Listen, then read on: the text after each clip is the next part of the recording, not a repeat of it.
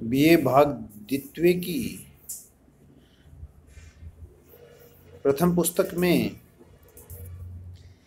जो तीसरा अध्याय है वह है वैज्ञानिक पद्धति। सामाजिक अनुसंधान में हम वैज्ञानिक पद्धति का प्रयोग करते हैं। वैज्ञानिक पद्धति कहते किसे हैं और इसकी क्या प्रक्रिया है, इसको आज हम इस अध्याय में समझेंगे। देखिए, विज्ञान अपने आप में कोई विशेष सामग्री नहीं होकर एक ऐसी सामग्री है जिसे वैज्ञानिक पद्धति को काम में लेते हुए प्राप्त किया गया हो। जहाँ प्राकृतिक विज्ञानों में वैज्ञानिक पद्धति का सहारा लिया जाता है, वहाँ सामाजिक विज्ञानों में भी सामाजिक घटनाओं को समझने हेतु इस पद्धति का उपयोग किया जाता है। अतः किसी भी विशेष सामग्री या ज्ञान भंडार को विज्ञान बनाने में इस बात का विशेष महत्व है कि उसे कैसे प्राप्त किया गया है, किस पद्धति को काम में लिया गया है। यदि वैज्ञानिक पद्धति की सहायता से सामाजिक घटनाओं को समझने और विशेष सामग्री को प्राप्त करने का प्रयत्न किया जाता है तो उसे विज्ञान ही कहा जाएगा। साधारण अर्थों में विज्ञान का अर्थ होता है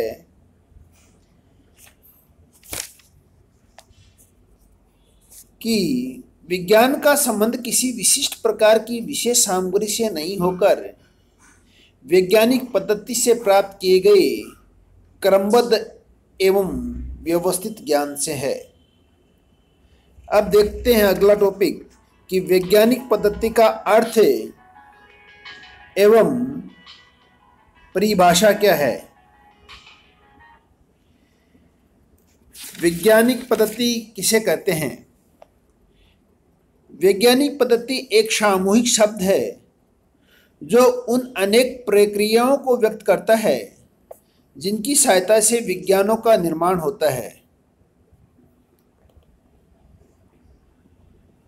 व्यापक अर्थ में अन्वेषण की कोई भी पद्धति जिसकी सहायता से वैज्ञानिक या अन्य निष्पक्ष तथा व्यवस्थित ज्ञान प्राप्त किया जाता है, वैज्ञानिक पद्धति कहलाती है। वैज्ञानिक पद्धति का संबंध व्यवस्थित ढंग से ज्ञान के संचय से है। इस पद्धति की सहायता से संचित ज्ञान के आधार पर कोई विषय विज्ञान का रूप ग्रहण करता है। अब पढ़ेंगे वैज्ञानिक पद्धति की विशेषताएं। वैज्ञानिक पद्धति की प्रमुख विशेषताओं में प्रथम विशेषता है कि ज्ञान का आधार वैज्ञानिक पद्धति है, अर्थात मूर्त और अमूर्त सामाजिक तथ्यों के अध्ययन के लिए समाज विज्ञान विभिन्न वैज्ञानिक पद्धतियों का प्रयोग करता है, जैसे अवलोकन पद्धति, अनुसूची, प्रश्नावली, सामाजिक सर्वेक्षण, case study, statics method, interview method या हिस्टोरिकल मेथड आदि का प्रयोग किया जाता है। इनमें से एकाधिक पद्धतियों को काम में लेते हुए सामाजिक घटनाओं का अध्ययन किया जाता है। वैज्ञानिक पद्धति की दूसरी विशेषता है कि इसमें अवलोकन द्वारा तथ्यों को एकत्रित किया जाता है, अर्थात वैज्ञानिक पद्धति के अंतर्गत तथ्यों के संकलन हेतु अनुसंधानकर्ता प्रत्यक्ष निरीक्षण और अवलोकन करता है। इसमें काल्पनिक या दार्शनिक विचारों का कोई स्थान नहीं होता है।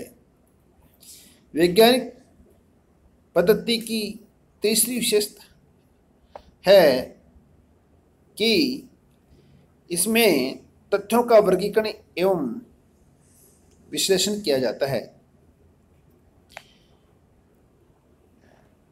वैज्ञानिक पद्धति में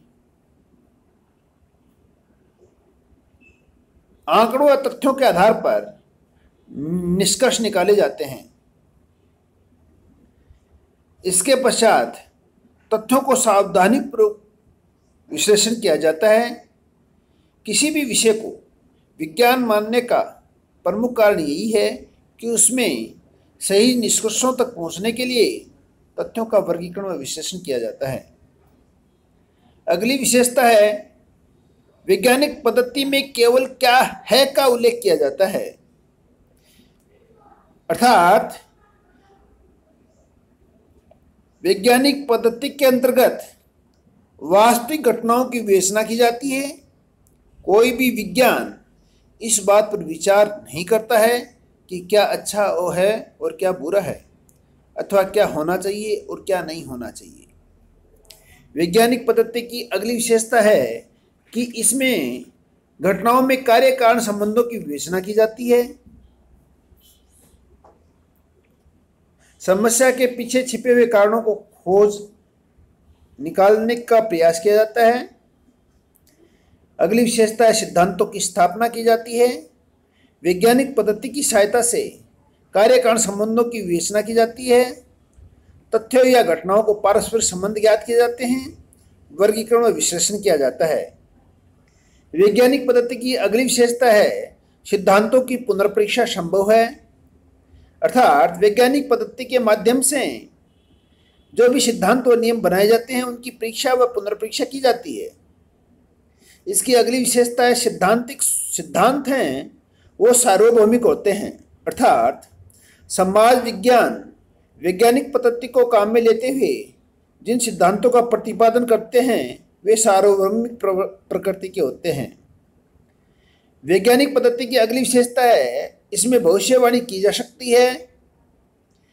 कोई भी विषय इस कारण विज्ञान माना जाता है कि वह क्या है, के आधार पर क्या होगा बताने में, अर्थात भविष्यवाणी करने में समर्थ है। वैज्ञानिक पद्धति की अगली विशेषता है कि इसमें तर्क की प्रधानता होती है तथा वस्तुनिष्ठता पर विशेष बल दिया जाता है।